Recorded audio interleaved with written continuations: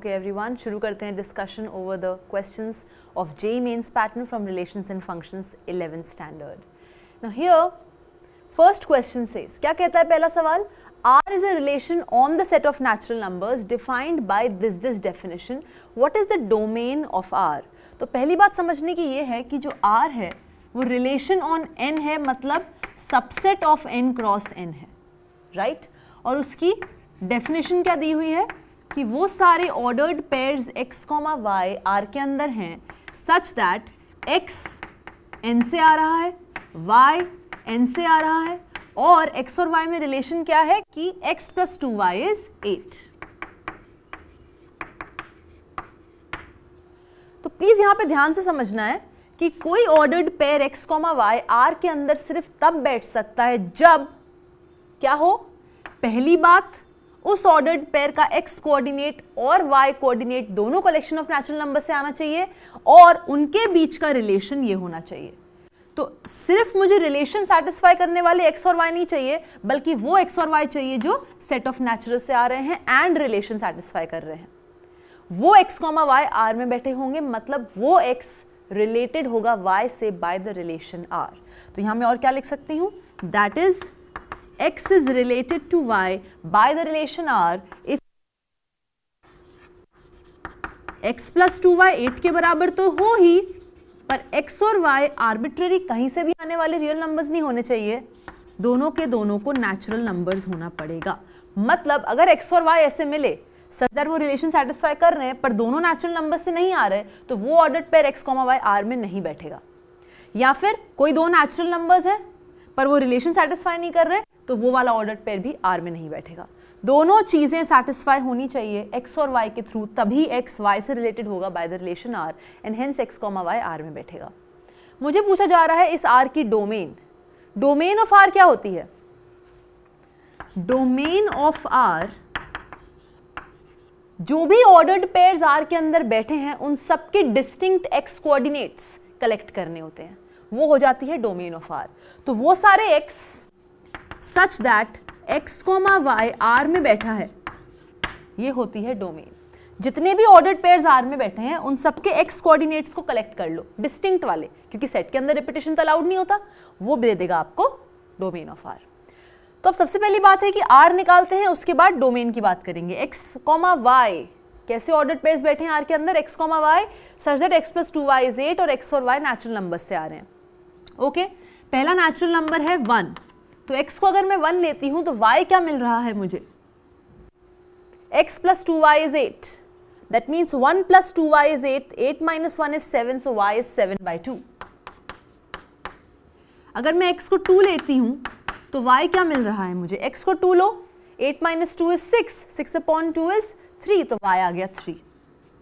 अगर मैं x को तीसरा नेचुरल नंबर 3 लेती हूं तो y क्या मिल रहा है मुझे? 8 minus 3 is 5. तो y आ गया 5/2. अगर मैं x को लेती हूँ 4 तो y क्या आ जाता है?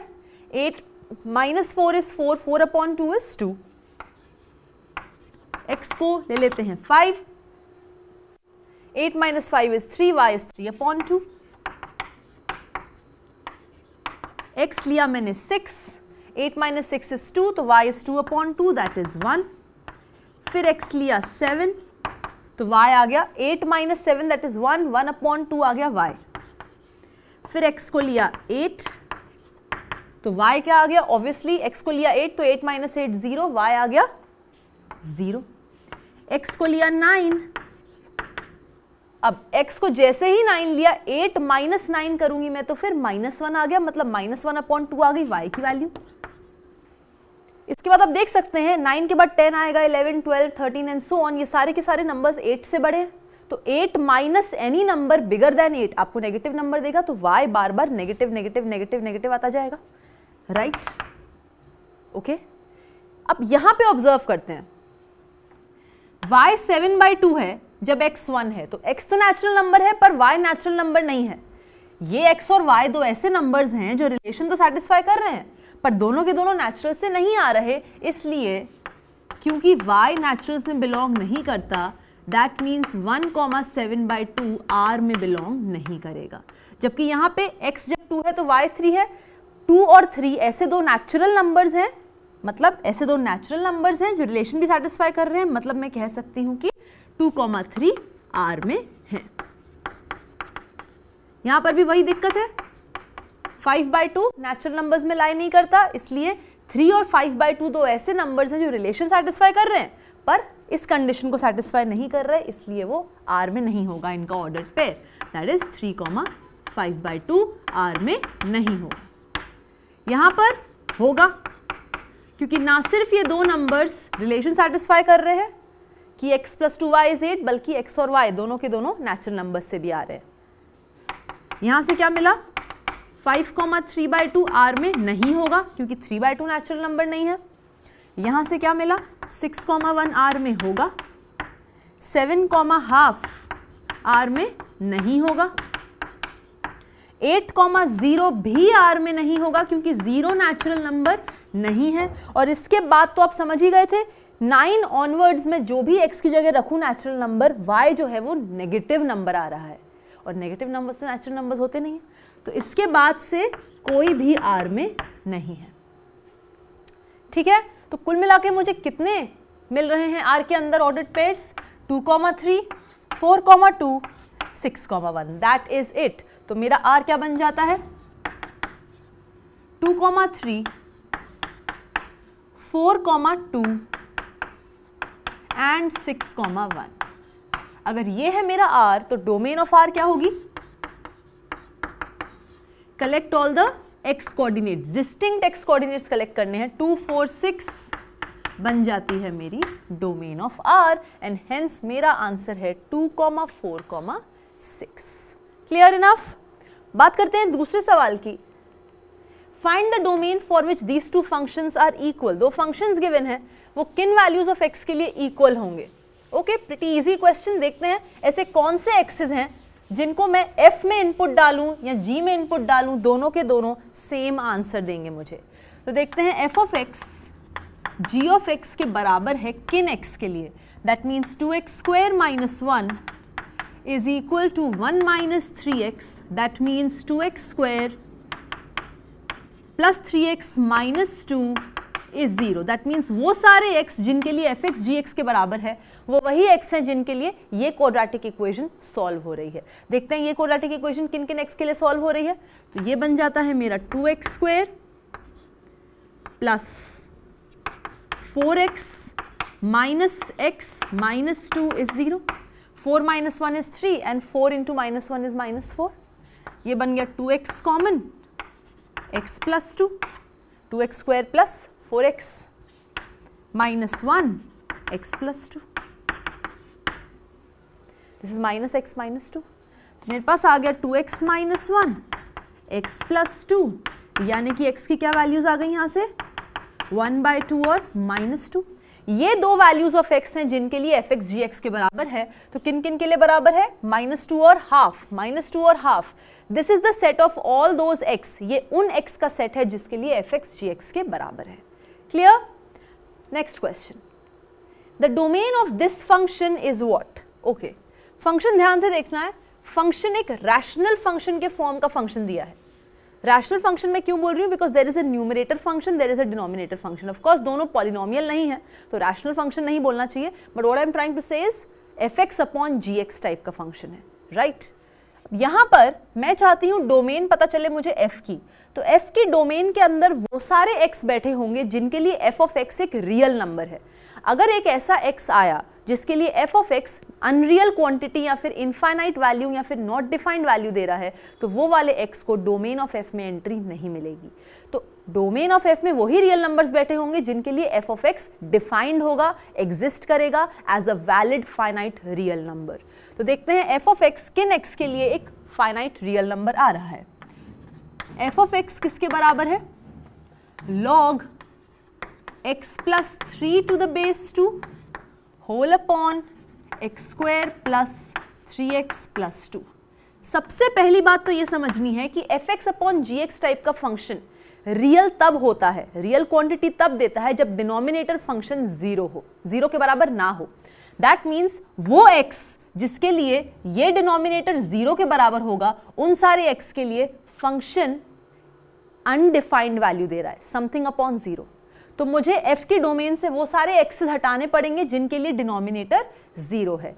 तो fx सबसे पहली बात तो रियल में बिलोंग नहीं करेगा for all x such that x square plus 3x plus 2 is 0। वो सारे x जिसके लिए डिनोमिनेटर 0 है उनके लिए fx डिफाइंड नहीं है।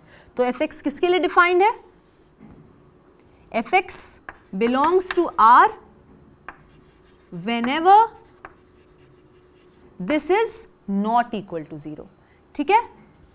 Whenever this is not equal to 0, that means what is not equal to 0? X square plus 2x plus x plus 2 is not equal to 0. That means x plus 2 plus 1 x plus 2 is not equal to 0. That means x plus 1 into x plus 2 is not equal to 0. That means x is not equal to minus 1 and minus 2. तो एक चीज तो sure है कि f of x को R में belong करना है तो x को ये दोनों वैल्यूज होना अलाउड नहीं है। दूसरी चीज, अब डिनोमिनेटर तो सेटल हो गया, क्लियर? अब न्यूमरेटर की बारी आती है। अगर मैं लॉग फंक्शन की बात करूं, बेस जो है वो ग्रेटर देन 1 है। यह है ग्राफ किसका? log x to the base a, जहां पर a ग्रेटर देन 1 है, ये 1 है। आप सबको क्लियरली दिख रहा है कि जो डोमेन ऑफ लॉग फंक्शन होती है, domain of log x to the base a होती है 0, इंफिनिटी। दैट मीन्स लॉगरिथम किसी इनपुट का सिर्फ तब डिफाइंड होता है जब वो इनपुट 0, इंफिनिटी से आए। तो अगर मैं चाहती हूं fx रियल क्वांटिटी ले तो x की जगह वही वैल्यूज बैठ सकती हैं जिसके लिए log of x plus 3 to the base 2 defined हो। यानी कि log of x plus 3 to the base 2 defined तभी हो सकता है जब ये डिफाइंड, मतलब रियल क्वांटिटी तभी आ सकती है जब इनपुट जो है वो 0, इंफिनिटी से आए, मतलब ग्रेटर देन 0 हो। That means x greater then -3। तो मुझे मिल गया कि f of x रियल में तब बिलोंग करेगा जब x -1 -2 के बराबर ना हो, क्योंकि अगर x -1 -2 के बराबर हो गया तो डिनोमिनेटर 0 हो जाएगा, तो f अनडिफाइंड हो जाएगा। दूसरी चीज जो ध्यान रखने वाली है क्या, वो ये है कि x को -3 से बड़ा होना है ताकि न्यूमरेटर डिफाइंड हो पाए, क्लियर? ताकि न्यूमरेटर एग्जिस्ट कर पाए एज ए रियल नंबर। तो ओवरऑल मुझे क्या मिला? एक ये कंडीशन, एक ये कंडीशन और एक ये कंडीशन कि x को -1 और -2 के बराबर नहीं होना और x को -3 से बड़ा होना है अगर f of x को रियल में लाई करना है। That means domain of f क्या आ गई? -1, -2, -3। -3 से बड़ा, लेकिन -2 नहीं हो सकता, -1 नहीं हो सकता, यानी कि -3, इंफिनिटी, इस पूरे में से आप पंचर आउट कर दो -1 और -2 को, ये बन जाती है मेरी डोमेन ऑफ f। इस सेट के अंदर वो सारे x बैठे हुए हैं जिनके लिए f of x एक रियल क्वांटिटी है, क्लियर? तो हमारा आंसर क्या आ जाता है? -3, इंफिनिटी में से -1 -2 को पंचर आउट कर दो, ये आ जाती है आपकी domain. Clear enough? Next question says a और b और c दिए हुए हैं मुझे, a - b cross b - c calculate करना है। ओके, तो यहाँ पे सेट की डेफिनेशन यूज हो रही है, यहाँ पे कार्टेशियन प्रोडक्ट की डेफिनेशन यूज हो रही है। लेट्स सी क्या कहता है ये क्वेश्चन। a - b क्या होगा? a है 1 2 4 और b है 2 4 5 और c है 2 5। सबसे पहले मैं कैलकुलेट करूंगी a - b। a में से b का कंट्रीब्यूशन हटाओ। a के अंदर b के कौन से मेंबर्स बैठे हैं? 2 बैठा है, 4 बैठा है। तो a में से जब 2 और 4 को हटा दोगे, क्योंकि कंट्रीब्यूशन b का सिर्फ 2 और 4 ही है a के अंदर, तो a में से b को हटाना है। तो a में से b का कंट्रीब्यूशन हटा दिया तो बचता है सिर्फ 1। नेक्स्ट है b - c। b में से c का कंट्रीब्यूशन हटाना है। c के कौन से मेंबर्स b में बैठे हैं? 2 भी बैठा है, 5 भी बैठा है। तो b में से c का कंट्रीब्यूशन हटा दोगे तो बचेगा सिंगलटन 4। ओके, अब आपको करना है a - b cross b - c। इसके अंदर, इसके कार्टेशियन प्रोडक्ट में वो सारे ऑर्डर्ड पेयर्स बैठे होंगे सच दैट x कोऑर्डिनेट आ रहा है पहले सेट से और y कोऑर्डिनेट आ रहा है दूसरे सेट से, है ना?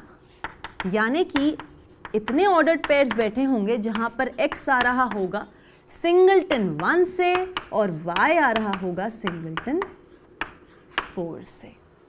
क्लियर? x के पास सिर्फ एक ही चॉइस है, y के पास सिर्फ एक ही चॉइस है, दैट मीन्स इस ऑर्डर्ड पेयर के पास भी सिर्फ एक ही पॉसिबिलिटी है, वो ये है कि ये हो सकता है 1,4। तो मेरे पास आ गया कि ये एक सिंगलटन सेट 1,4 है।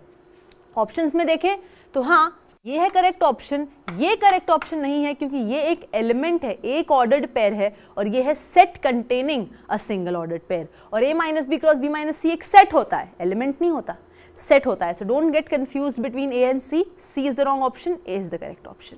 Okay, next question says f of theta given है, मुझे f ऑफ थीटा के बारे में, उसके बिहेवियर के बारे में बात करनी है। ओके, अब ट्रिग्नोमेट्रिक फंक्शंस के साथ हम सब काफी फेमिलियर है। f of theta sine theta, sine theta plus sign 3 theta. अब साइन 3 थीटा का फॉर्मूला पता है, 3 sine theta plus 4 sine cube theta. लिख लेते हैं 3 sine theta plus 4 sine cube theta. यहां क्या आ गया, sine theta plus 3 sine theta मतलब 4 sine theta, 4 sine theta plus 4 sine cube theta.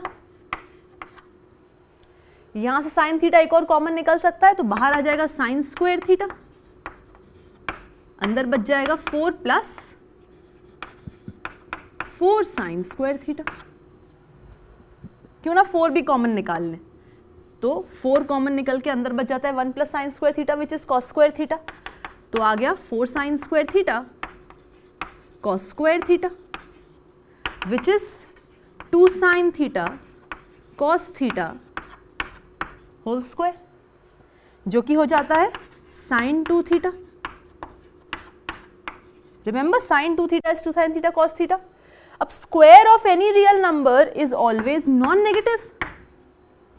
चाहे थीटा की जगह कोई भी रियल नंबर रख दो, sin 2 थीटा जो भी आए उसका स्क्वायर तो हमेशा नॉन नेगेटिव होगा। This is non negative for theta coming from anywhere on the real line. That means f of theta is non-negative for every real number theta. So f of theta is non-negative only when theta is non-negative? No. F of theta is less than equal to 0 for all theta real? No. F of theta is non-negative, yes, for all real theta. C is the correct option. Cool enough? Next question says A and B are two sets containing 4 and 2 elements respectively. Number of subsets of A cross B each containing at least 3 elements. अब next part पे बाद में आते हैं। ए और B दो sets given है मुझे, such that cardinality of A is 4, cardinality of B is 2। तो cardinality of A cross B क्या हो जाएगी, cardinality of A into cardinality of B which is 4 into 2 which is 8। A cross B के अंदर 8 members बैठे हैं। Subsets of A cross B, जब मुझे एक सेट के अंदर कितने मेंबर्स बैठे हैं वो पता होता है और वो फाइनाइटली मेनी मेंबर्स होते हैं, तो मैं उस सेट के सबसेट्स निकाल सकती हूँ। अगर ए सेट है जिसके अंदर n मेंबर्स बैठे हैं तो ए के कितने सबसेट्स होंगे, 2 टू द पावर n। तो अगर ए क्रॉस बी के अंदर 8 मेंबर्स बैठे हैं तो number of subsets of A cross B is 2 to the power 8 which is 256। 256 subsets होंगे ए क्रॉस बी के। एक सबसेट होगा जिसके अंदर कोई एलिमेंट नहीं होगा विच इज 5। फिर सबसेट्स होंगे जिनके अंदर एक ही एलिमेंट होगा विच इज सिंगलटन सेट्स। फिर सबसेट्स होंगे जिनके अंदर 2 एलिमेंट्स ईच होंगे। फिर सबसेट्स होंगे जिनके अंदर 3 एलिमेंट्स ईच होंगे एंड सो ऑन। फिर सबसेट्स होंगे जिनके अंदर 7 एलिमेंट्स ईच होंगे एंड सो ऑन। एक सबसेट होगा जिसके अंदर पूरे 8 एलिमेंट्स होंगे which is A cross B itself. इस तरीके से आपके पास 256 सबसेट्स होंगे। इसमें से आपको नंबर बताना है उन सबसेट्स का जिसमें एटलीस्ट 3 एलिमेंट्स होते हैं। अब 256 कंसिस्ट करता है subsets of A cross B consisting of 0 element, 1 element, 2 element, 3 element, 4, 5, 6, 7 and 8। इसमें से मुझे हटाने पड़ेंगे वो सबसेट्स जिनमें 0 एलिमेंट्स है, 1 एलिमेंट है, 2 एलिमेंट है, that is it. 3 elements onwards मुझे काउंट करना है। तो number of subsets of A cross B having 0 elements, that means इसको कहने का एक और तरीका क्या हो सकता है कि A cross B में 8 मेंबर्स हैं, उसमें से 0 मेंबर्स मैं कितने तरीकों से चूज कर सकती हूँ। 8 में से 0 मेंबर्स आप चूज करते हैं 8C0 मतलब एक तरीके से, दैट मीन्स सिर्फ एक ही सबसेट होगा ए क्रॉस बी का जिसमें 0 मेंबर्स होंगे एंड आपको पता है वो 5 है। तो ये है एक सबसेट A क्रॉस B का जिसमें 0 मेंबर्स हैं। अब number of subsets of A cross B having 1 element, मतलब 8 मेंबर्स A क्रॉस B में से मैं एक एलिमेंट कितने तरीकों से चूज कर सकती हूं? 8C1 वेज विच इज 8, यानी कि 8 सिंगलटन सबसेट्स होंगे A क्रॉस B के। ठीक, number of subsets of A cross B having 2 elements, 8 में से 2 एलिमेंट्स कितने तरीकों से चूज किए जा सकते हैं? 8C2, इसको सॉल्व करेंगे आप 8 factorial upon 2 factorial into 8 minus 2 factorial that is 6 factorial, ये आपको देगा 28 सबसेट्स हैं A क्रॉस B के जिसमें 2 एलिमेंट्स हैं। अब out of all the subsets मुझे 8 + 1 + 28 इस नंबर को हटाना पड़ेगा 256 में से, तब जाके मेरे पास नंबर ऑफ सबसेट्स आएंगे जिसमें एटलीस्ट 3 एलिमेंट्स हैं। ठीक है, जितने भी सबसेट्स हैं उसमें से ये इतने सबसेट्स हैं, 28 + 8 + 1 सबसेट्स हैं जिसमें एटलीस्ट 3 एलिमेंट्स नहीं हैं, तो इनको हटा देंगे तो जो बच जाएंगे वो सबसेट्स होंगे जिनमें एटलीस्ट 3 एलिमेंट्स हैं। तो कितने आए? Number of subsets having at least 3 elements is total number of subsets minus those which don't have at least 3 elements, मतलब which have 0 element, which have 1 element, which have 2 elements। जब आप इसे हटाएंगे तो आपके पास आंसर आ जाएगा 219। क्लियर? इस तरीके से आप फाइंड करते हैं number of subsets of A cross B having at least 3 elements. Okay, total number of subsets में से आप हटा दीजिए वो सबसेट्स जिनमें एटलीस्ट 3 एलिमेंट्स नहीं हैं, मतलब वो जिनमें 0 एलिमेंट्स हैं, 1 है, 2 है, इनको हटा दीजिए तो आपके पास आंसर आ जाएगा उन नंबर ऑफ सबसेट्स का जिसमें एटलीस्ट 3 एलिमेंट्स हैं। Okay, next it says what is the domain of this function. What is the domain of this given function? Very interesting, इसको देखने की कोशिश करते हैं। क्या होगी डोमेन? इसके लिए एक्सपोनेंशियल फंक्शन के बिहेवियर के बारे में पता होना चाहिए। मुझे गिवन है 2 to the power x plus 2 to the power y is 2, तो यहाँ से मैं लिख सकती हूँ 2 to the power x is 2 minus 2 to the power y। अगर मैं एक्सपोनेंशियल फंक्शन की बात करूँ तो ये होता है एक्सपोनेंशियल फंक्शन का ग्राफ। दिस इज 0,1, ये है किसका graph? a to the power x where a is greater than 1, तो 2 to the power x where 2 is greater than 1 का भी ग्राफ यही होगा, राइट?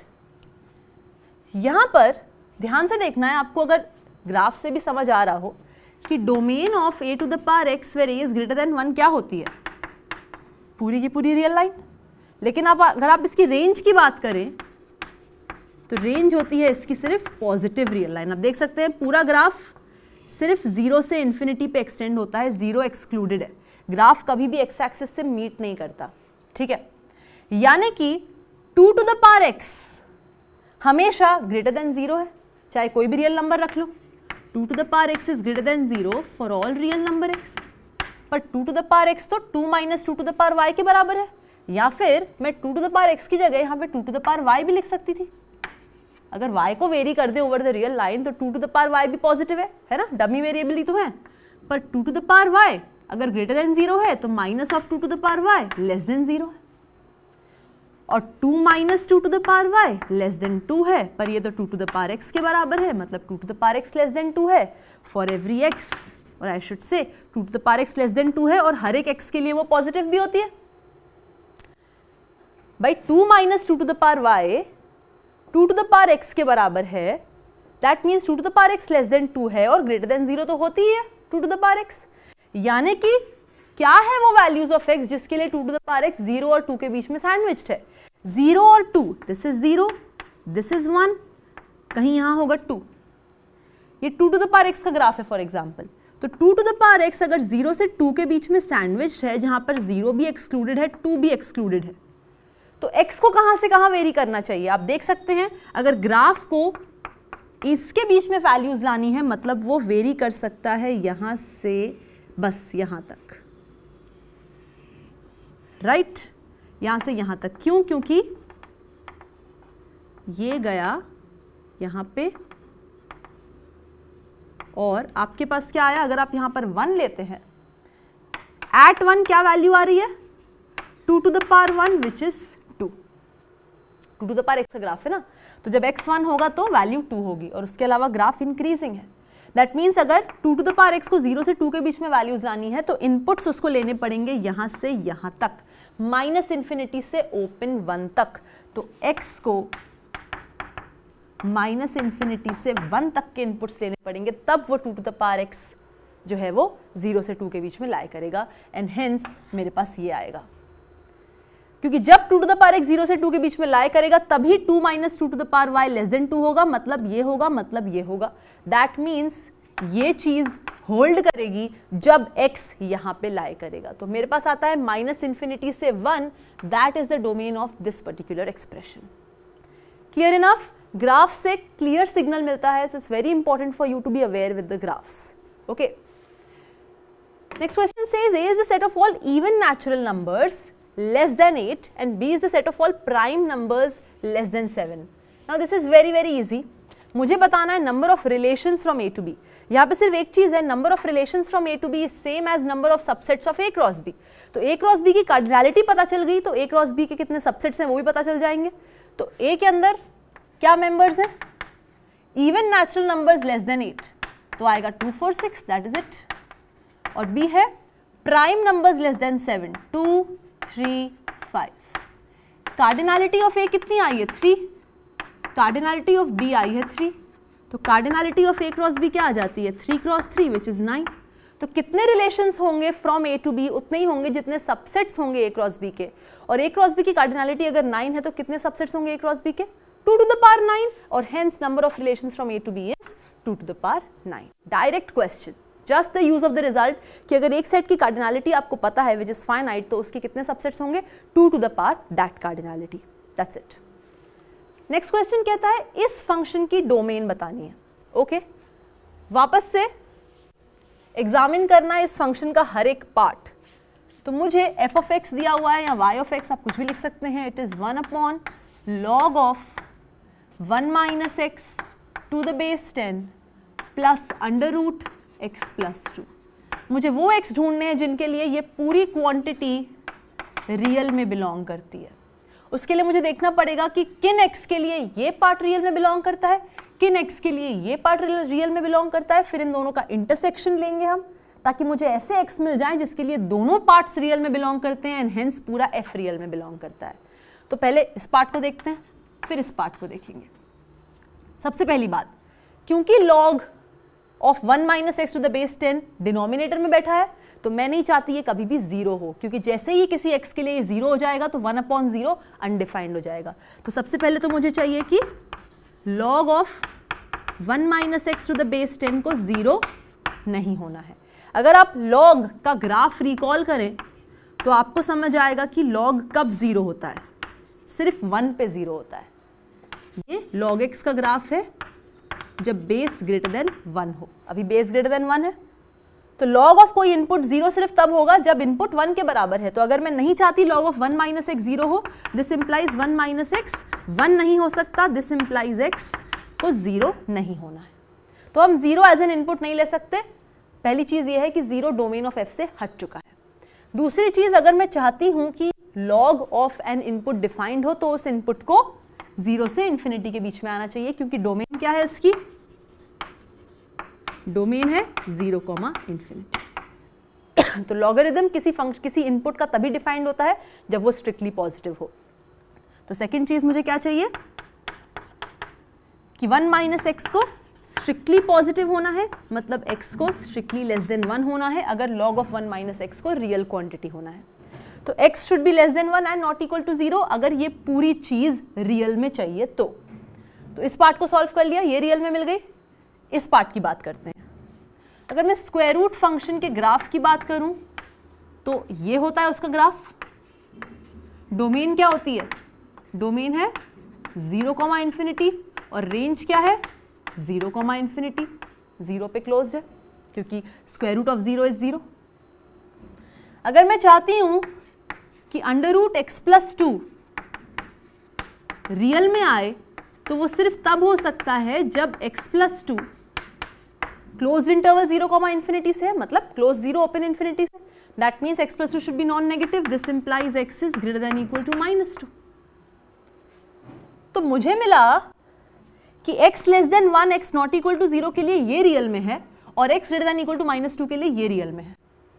इनका इंटरसेक्शन क्या है? दैट मीन्स वो x ढूंढो जिसके लिए ये रियल में है एंड ये रियल में है। अब यहां पर एक सोचने की बात है, अगर सपोज x को मैं -2 लेती हूं तो -2 के लिए 1 log of 1 - x to the base 10 कैसे बिहेव करेगा? ये होगा 1 log of 3 to the base 10, x को -2 रख दो, 1 - -2 is 1 + 2 that is 3. This is suppose y. या फिर ये किस वैल्यू के बराबर है? देखो, अगर मैं log 3 to the base 10 की बात करूं तो ये उसी क्वेश्चन मार्क के बराबर है, such that 10 to the power question mark is 3, है ना? log x to the base a is y if and only if a to the power y is x. क्या कोई ऐसा रियल नंबर है question mark की जगह? क्या कोई ऐसा रियल नंबर है such that 10 to the power that real number is 3? No. Therefore x को मैं -2 नहीं ले सकती, क्योंकि x को -2 लूंगी तो ये तो रियल में है पर ये तो डिफाइंड ही नहीं है ना? यानी कि x f की डोमेन पे, x = -2 f की डोमेन में नहीं रह सकता. क्लियर? क्योंकि उसके लिए ये तो रियल है पर ये डिफाइंड नहीं है. तो अगर मैं x को -2 के बराबर होने से हटा देती हूं तो मेरे पास क्या आता है? अगर मैं x को -2 होने से हटा देती हूं but x is not equal to -2, this implies x is greater than -2. तो वो सारे x जिनके लिए ये पूरी क्वांटिटी रियल में है वो कौन से है? x not equal to 0, x less than 1, x greater than -2. तो एक साथ देखते हैं. 0, 1, -1, -2, x greater than -2, x less than 1 and x not equal to 0. मतलब मुझे मिला -2 से 1 तक पूरा इंटरवल, उसमें से 0 पंचर आउट कर दिया. ये है मेरी डोमेन. ये क्या है? मेरी domain of f. -2, 1 excluding 0. Okay? इस तरीके से आप निकालेंगे domain. A relation R is defined from here to here by what rule? कौन सा रूल है जो ये रिलेशन डिफाइन कर रहा है? x is related to y by the relation R if and only if x is relatively prime to y. Okay, okay. तो x is related to y if and only if x is relatively prime to y. x कहाँ से आ रहा है? यहाँ से. y कहाँ से आ रहा है? यहाँ से. तो स्टार्ट करते हैं 2 से. 2 किससे किससे रिलेटेड होगा? जिसके साथ वो रिलेटिवली प्राइम है. तो 2 रिलेटेड होगा 3 से, 2 रिलेटेड होगा 7 से. That's it. 6 और 10 से 2 रिलेटेड नहीं होगा क्योंकि 2 और 6 में कॉमन फैक्टर है 2, 2 और 10 में कॉमन फैक्टर है 2. नेक्स्ट आते हैं 3 पे. 3 रिलेटेड होगा उन सब नंबर से, इस सेट से जिससे वो रिलेटिवली प्राइम है. तो 3 रिलेटेड होगा 7 से और 10 से. इसके बाद नेक्स्ट है 4. 4 रिलेटेड होगा किससे? 3 से 7 से. उसके बाद है 5. 5 रिलेटेड होगा 3 से, 5 रिलेटेड होगा 6 से, 5 रिलेटेड होगा 7 से. ठीक? तो R क्या बन गया? 2, 3, 2, 7, 3, 7, 3, 10, 4, 3, 4, 7, 5, 3, 5, 6, 5, 7. मुझे बताना है रेंज ऑफ R इनवर्स. अगर R ये है तो मुझे पता होना चाहिए R इनवर्स क्या होता है. It is y, x such that x, y belongs to R. Basically इन सारे ऑर्डर्ड पेयर्स को क्या कर देना है? हर एक ऑर्डर्ड पेयर में x को y, y को x. दैट मीन्स x और y फर्स्ट और सेकेंड कोऑर्डिनेट को पोजीशन स्वाइप कर देनी है. आपके पास आ जाएगा R इनवर्स. R इनवर्स क्या होगा? 3, 2, 7, 2, 7, 3, 10, 3, 3, 4, 7, 4, 3, 5, 6, 5, 7, 5. बस हर एक ऑर्डर्ड पेयर में पोजीशन स्वैप कर दो, आपके पास R इनवर्स आ जाएगा. रेंज ऑफ R इनवर्स क्या हो जाएगी? रेंज ऑफ R इनवर्स हमें पता है बराबर होती है डोमेन ऑफ R के.